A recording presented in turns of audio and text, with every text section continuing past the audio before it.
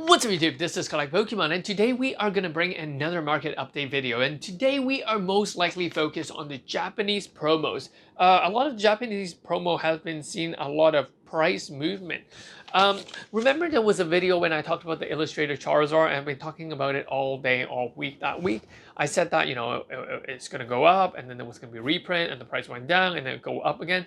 And so currently the price is stabilizing at around $30 US per card, 30 to 35, I would say. It seems that, the reprint announcement didn't really affect the price as much as I thought. People are still selling, buying these cards, and I am still waiting for some of these cards to hit the PSA 10 market. The reason being, a lot of these cards are selected by individuals. They have been chosen. A lot of the better versions, better copies are chosen by people before they shipped out or sold the other not so good quality ones. And to me, there is also a lot of individuals who are buying into a lot of these cards. They are flippers. They just don't understand things about cards at all. So I've gotten some in Japan, and they've shoved 10 of them in a single sleeve. And so a lot of them came damaged, and there's pretty much nothing you can do about it because, it's just sometimes the downside of buying singles. Technically it's still near mint, but you can look at it, it's definitely not going to be a German 10. So what we're going to see is that, PSA 10 will be the very, very sought after ones. Followed by PSA 9, and I think that this is what we're actually seeing in a lot of the Japanese cards. The PSA 10 significantly outvalue the PSA 9. And I just feel like because that's what's happening to the quantity, because there's a large quantity of cards being printed, and people always feel like that they want that PSA 10 version, especially if they have the money to buy it, and a lot of them actually do. So Illustrator Charizard, try and look for PSA 10 copies, and I think that the PSA 10 copy will hit the market in around 2 weeks or so. And once we see that hitting the market in 2 weeks or so, chances are I'm seeing it as going to be around $150, $150, $200 maybe. So it depends. We'll have to see how that card is going to age. I also believe that card is going to age well because of another card. It's called the Ash or the Red's Pikachu. Red's Pikachu, if you guys didn't know, 3 or 4 years ago, it was crazy. Everyone decided to get that Red's Pikachu because that Red's Pikachu was given away at the Pokemon Center. And people lined up for it. Every single Pokemon Center in Japan has been cleared out of the inventory because all you have to do is buy 5 packs, and then they'll give you a Red Pikachu. And that card was printed to the ground. It was to a point where no one wants that card. It was like less than $10 $10 and no one actually want that card because there was such a large abundance of it. They actually reprinted, I don't know, thousands of copies. But today, 3 years later, what we're going to see, or what we're seeing, is that it's constantly selling for PSA 10 at around $250 to $260 US. They're constantly being sold at that price. If you take a look at the sold listing, there's pretty much a sale almost every single day. What that indicates is that, there is a new organic demand. People back then, if you were in Pokemon, definitely you would have that card. But, we are seeing such a large growth of new players. They're buying up these cards. And these are not kids. These are individuals who are older, who are at the 20s, their 30s, that they're willing to spend the money to buy these cards. If you ask me, 5 to 10 years ago, not 5 to 10 years, maybe 3 to 5 years ago, if you ask me, what is the price range that I think that it's easy to sell a card at, I can tell you that it's around that $100 US range. Anything above that $100 US range, it's a little bit more difficult to move. But in this recent boom, in this recent growth of Pokemon, what I'm seeing is that anything between $250 to $1,000, people are willing to buy and sell it all day. It just shows that there is a change in the demographic of people, and their purchasing power have shifted.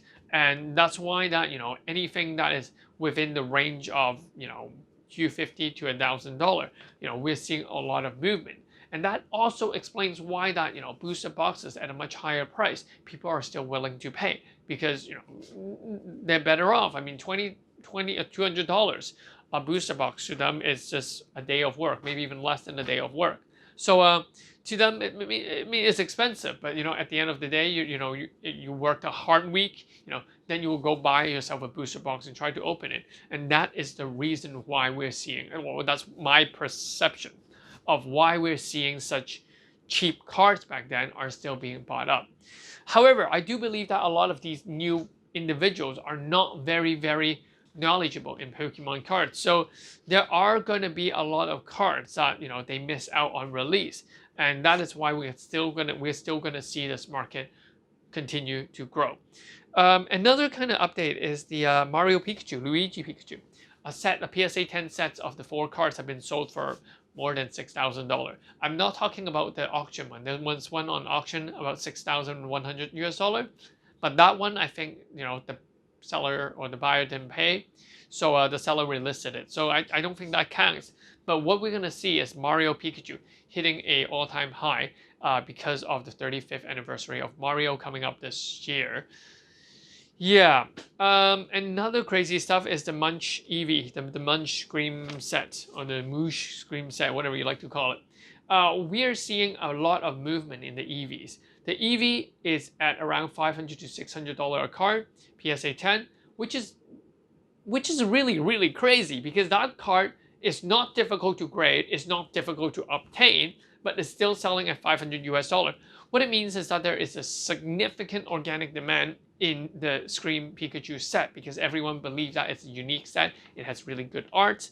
So what we're going to see next is the Rowlet, which is currently around $350 to $400 to go up to the EV point at around $500. What it actually also means is that the Psyduck is currently undervalued at around $600. We're going to see that Psyduck move up to close to $800 to $1,000 very soon, especially PSA 10 or the PSA 10 one obviously, because of the difficulty it is to grade that card. The Pikachu Scream and the Mimikyu Scream will definitely slowly go up in price. It might reach that ceiling of around $2,000 to $3,000 and it might stop there for a while, I think. But definitely we're going to see more of those movement very soon with the Psyduck, the Pikachu, since the Eevee and the Rowlet has been moving significantly higher than usual. That's that.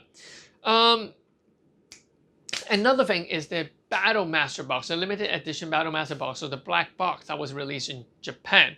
We're seeing not a lot of sale for the PSA 10 cards, and that could mean two things. That could mean that a lot of cards are not being graded just yet, or people are still waiting for that card to come back, or people are still trying to adjust or trying to understand the market, because it might be that the box is currently undervalued. The PSA 10, a lot of people are willing to let a set go for around $2,000, but the box is only selling for $1,000-ish. So what we're going to see is we're going to see a lot more movement in the sealed box before we see any more movement in the single PSA 10 cards. So that is pretty much that for that box. And the last card I want to talk about is actually an English promo. That is the SM211. So 211. This is the Charizard promo from the Hidden Fates tin. The PSA 10 has been selling every single day for $150 to $200 for each card. What it means is that such a common card that people just open from a tin. I know you guys are going to say, hey, go like Pokemon, it's difficult to get a PSA 10. I haven't looked through it. I have 300 of them just kind of there. So, but what I'm saying is that, anything Charizard is going to have a high demand, especially at PSA 10, no matter how easy or how difficult that card is going to be obtained. So if that is a promo card and that is such an easily obtainable card and it's selling for that price, what do you guys think is going to happen to the reverse holo for Vivid Voltage Charizard if it is at PSA 10, which is difficult, and the PSA 10 version of the Theme Deck Cracked Ice Vivid Voltage Theme Deck Charizard? And I can tell you they're going to go very, very well, very, very high in prices. So that it's, yeah, basically, what time are we looking at? Okay, so yeah, that is pretty much the Japanese Pokemon cards and some, promo card update that I want to give you guys. Next week is going to be a busy week because we're going to be opening a lot of S4A, the Ultra Shiny V-Break. So if you haven't done so and if you want to, you can go to my website and purchase some of these individual box breaks. We'll be opening some on video and some most likely will be live because, it's much easier that way.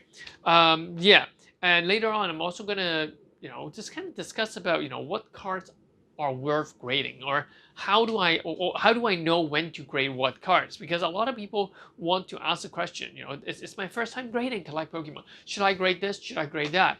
What should I do with the cards? Yeah, so I'm likely to make a video talking about PSA grading cards, and do I just grade all the cards right away, or do I wait a bit before sending it off to grade? So yeah, we're going to talk about all those later. That's pretty much it for this video. So I'll catch you guys in the next one. Remember to hit the like, hit the subscribe button, and let me know which one of the Japanese promo cards, have you bought at a lower price and you're super happy that you got it at a lower price, and which one of them you're still chasing for. All right, I'll catch you guys in the next video. Peace. This is Collect Pokemon. Bye-bye.